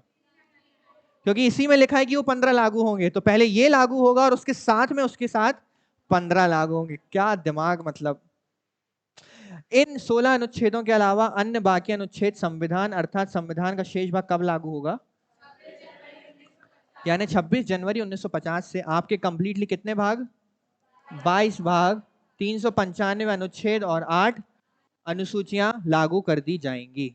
अब सुनना, 15 अगस्त, वही सवाल जो मैंने आपसे अभी पूछा था, 15 अगस्त 1947 को भारत आजाद हुआ। तब से लेकर 26 जनवरी 1950 तक देश की व्यवस्था कैसे संचालित हुई? तो आपको याद है भारत सरकार अधिनियम 1935, अब देखना ये भी कहीं लिखा है, उसको भी हटाना पड़ेगा। भारत शासन अधिनियम 1935 में तथा भारतीय स्वतंत्रता अधिनियम 1947 जो माउंटबेटन योजना के बाद आया था, यह प्रावधान किया गया कि देश की आजादी के बाद जब तक नया संविधान लागू नहीं हो जाता तब तक भारत शासन अधिनियम 1935 के अनुसार ही भारत की शासन व्यवस्था को संचालित करेगा। यानी 47 से लेकर 15 अगस्त 1947 से लेकर 26 जनवरी 1950 के बीच में जो समय काल है वो चलेगा भारत शासन अधिनियम 1935 के हिसाब से। ठीक है, पर ये कहां लिखा है कि इसके हिसाब से चलेगा? तो ये लिखा है अनुच्छेद नंबर 395 में। इसमें लिखा हुआ है कि भारत शासन अधिनियम 1935 जो 26 जनवरी 1950 तक लागू था उसे भारतीय संविधान के अनुच्छेद 395 के द्वारा समाप्त कर दिया गया। यानी जो आपका अनुच्छेद आर्टिकल आपके जो एक्ट 1935 लागू था उसको समाप्त करने की पावर किसमें डाल दी गई? Article number 395। अगर किसी चीज को लागू करोगे तो समाप्त भी करना पड़ेगा। तथा भारतीय स्वतंत्रता अधिनियम 1947 भी अनुच्छेद 395 के द्वारा समाप्त कर दिया गया। दो चीजें थी आपका, एक था आपका भारत शासन अधिनियम 1935 और एक था भारतीय स्वतंत्रता अधिनियम 1947। इन दोनों को ही 395 ने समाप्त कर दिया कि देखो आपकी जरूरत 26 जनवरी 1950 तक थी, अब इसको क्या किया जाता है? समाप्त किया जाता है। 26 नवंबर 25 नवंबर 26 नवंबर को क्या किया गया? आपका अंगीकृत किया गया। उसके एक दिन पहले 25 नवंबर 1949 में संविधान सभा में डॉक्टर भीमराव अंबेडकर के द्वारा उद्बोधन दिया गया और इस उद्बोधन को किस नाम से जाना जाता है? Grammar of anarchy. इस शब्द को आप याद रखोगे, है ना? किस तारीख को? 25 नवंबर 1949 को संविधान सभा के समक्ष डॉक्टर भीमराव अंबेडकर एक उद्बोधन देते हैं और इस उद्बोधन को किस नाम से जाना जाता है? Grammar of anarchy. सुनो, ये उद्बोधन में एक्चुअल में क्या हुआ था, अब अगले दिन साइन होने वाले हैं, सारे वाचन कंप्लीट हो चुके हैं। तो ये एक तरीके से अंबेडकर सामने आकर कहते हैं कि साथियों आप लोगों ने मिलकर बहुत अच्छा काम किया है, हमने जिस चीज का निर्णय लिया था या जिस निर्माण के लिए हम आगे बढ़े थे हमने उसे प्राप्त कर लिया है। और बहुत अच्छे अच्छे पॉइंट बोले वो आपके सामने लिखे हैं। संविधान की आलोचनाओं का क्या दिया? जवाब दिया। संविधान सभा में अपने साथियों के प्रति आभार व्यक्त किया। अब देखो वो तो अपने शब्दों में आभार व्यक्त कर रहे हैं ना, वो शब्द तो हम लिख नहीं सकते, पर उन्होंने क्या बोला ये हम पढ़ सकते हैं। अब हमारा देश आजाद हो चुका है और हमने इसका संविधान बना लिया है। कोई भी देश चाहे अच्छा हो या बुरा हो, इस बात पर निर्भर करता है कि संविधान कौन। बिल्कुल सही बात है। कल को यदि कोई ऐसा राजनेता आ जाता है जिसके मन में जो निरंकुश है, एकदम निरंकुश है और वो राजतंत्र को मानता है ना, या स्वयं के शासन को चलाने का डिक्टेटरशिप का कार्य करता है, तो इतने खूबसूरत संविधान का कुछ होना मायने रखता है? वो इतने खूबसूरत संविधान के भी दुरुपयोग बिल्कुल कर सकता है। एक अच्छा चालक बुरे संविधान को भी अच्छा व एक बुरा चालक अच्छे संविधान को भी बुरा बना सकता है। याद रखना, ये दो कथन किसने कहे हैं? Doctor B R Ambedkar. सही बात है कि एक अच्छा चालक अच्छे संविधान को बुरे संविधान को भी अच्छा बना सकता है, पर एक बुरा चालक अच्छे संविधान को भी बुरा बना सकता है। इस देश को नायक पूजा से बचना चाहिए, इससे निरंकुशता बढ़ती है। इन्होंने नायक पूजा मतलब आप किसी भी व्यक्ति को ना हीरो मत बनाओ, है ना, किसी भी नायक को मानकर आप उसकी पूजा पाठ मत करो, इससे क्या बढ़ती है? निरंकुशता। और सच बात भी है, हम जब किसी को इतना मानने लगते हैं तो हमें यह ज्ञात होता है कि हम इस हद तक उसके भक्त बन चुके हैं कि हमने खुद की विचारधारा को ही खो दिया है। वो सामने वाले जो भी विचारधारा रखते हैं या जो विचारधारा अपनी देकर गए हैं, हम उसकी विचारधारा को आंख बंद कर क्या करने लगते हैं? फॉलो करने लगते हैं। आज यही हो रहा है बी आर अम्बेडकर के साथ। ठीक है, बी आर अम्बेडकर महापुरुष रहे हैं, ठीक है, संविधान निर्माता के, पर उन्होंने ये भी तो बोला है कि आप किसी भी नायक को मत बनाओ, पूजक मत बनाओ, पूजा मत करो। और आज कुछ वर्ग के लोग उन्हें ही नायक बनाकर उनको पूज रहे हैं और उनकी विचार, मैं कहता हूं उनकी विचारधारा से जुड़िए, बहुत अच्छी बात है। कैसे इतने नीचे से इतने ऊपर तक उठकर आया जाता है और देश के संविधान में महत्वपूर्ण भूमिका निभाई जाती है। पर वो ये भी तो कहते हैं कि सारी विचारधारा क्या मुझसे ही ले लोगे? आपका भी तो जीवन है, आप खुद की विचारधारा रखकर कुछ ऐसे बड़े कार्य कीजिए जो इस देश के निर्माण में अपने कार्य करें। इसके अलावा देश को भावी चुनौतियों का उल्लेख डॉक्टर भीमराव अंबेडकर के द्वारा किया गया और 26 जनवरी 1950 को हमारे देश का संविधान लागू कर दिया गया। तो एक बार हमारे संविधान के सभी सदस्यों के लिए जोरदार तालियां हो जाएं।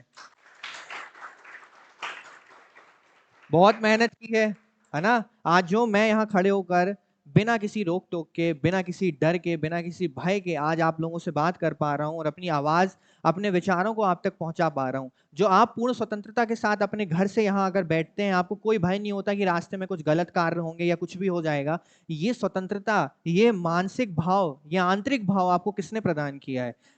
हमारे भारत के संविधान ने प्रदान किया। इसलिए मैं कहता हूं कि चाहे कितनी भी बुरी स्थिति आन पड़े, हो सकता है कई बार संविधान के किसी बिंदु की वजह से भविष्य में आपके साथ, आपके परिवार के साथ, आपके मित्र के साथ या आपके जानने वाले के साथ कुछ गलत कार्य हो जाए या संविधान का दुरुपयोग कर कर आपके अधिकारों का हनन हो जाए, तब भी आप संविधान के प्रति एक दुर्व्यवहार या फिर गलत भाव मन में नहीं रखेंगे। एक अच्छे स्टूडेंट या अधिकारी का यह भाव होना चाहिए कि ताउम्र वो भारतीय संविधान का सम्मान करता रहे और उसमें लिखे बिंदुओं को बिना किसी विरोध के एकदम फॉलो करता रहे। तो ऐसे ही रहना, भारतीय संविधान का हमेशा सम्मान करना।